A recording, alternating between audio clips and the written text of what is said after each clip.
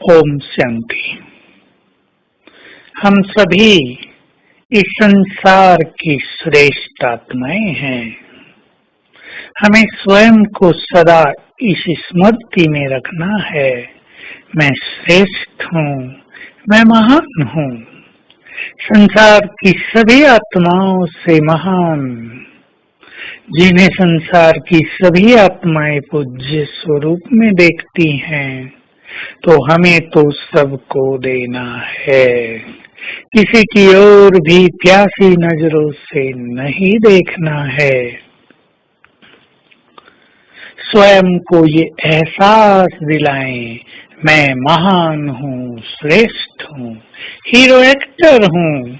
इस सृष्टि में आदि से अंत तक ही मेरा श्रेष्ठ पार्ट है। सत्युग त्रेता में भी बहुत श्रेष्ठ, द्वापर कलयुग में भी मैं हीरो एक्टर हूँ। भगवान ने भी मुझे अपने महान कार्यों के लिए चुना है, अपनी शक्तियाँ, वरदान और अधिकार देने के लिए चुना है। अपने को पूरा एक्सेप्ट करा दें, जरा भी रिजेक्शन न हो अंदर से कि मैं महान आत्मा हूँ। ये स्मृति, ये एहसास, ये रियलाइजेशन हमारे अंदर की छुपी हुई महानताओं को उजागर करेगा। हमारे अंदर दो युग का देवत्व भी समाया है, बहुत महानताएं हैं उसमें, वो भी सब इमर्ज होने लगेगा। तो हम आज चलते फिरते ये अभ्यास करेंगे with deep realisation, with deep acceptance, मैं महान हूँ। चलेंगे इसकी गहराई में। मेरी चमक भी संसार की सभी आत्माओं से ज्यादा है। स्वयं भगवान की नजर मुझ पर पड़ती है। स्वयं पुनः वो मुझे मनुष्य से देव बनाने आ गया है। मैं महान हूँ। इसको बार बार स्मृति में लाएंगे और दूसरों को भी जब देखेंगे तो ये श्रेष्ठ आत्माएं हैं, और जो नहीं हैं उन्हें हमें श्रेष्ठ बनाना है। ये भावना हमारी महानताओं में और चार चांद लगाएगी।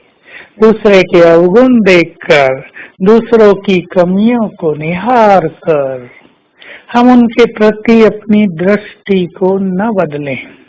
बहुत ध्यान देने की आवश्यकता है, क्योंकि मनुष्य जब दूसरों के अवगुणों को देख लेता है तो उसकी दृष्टि बदल जाती है।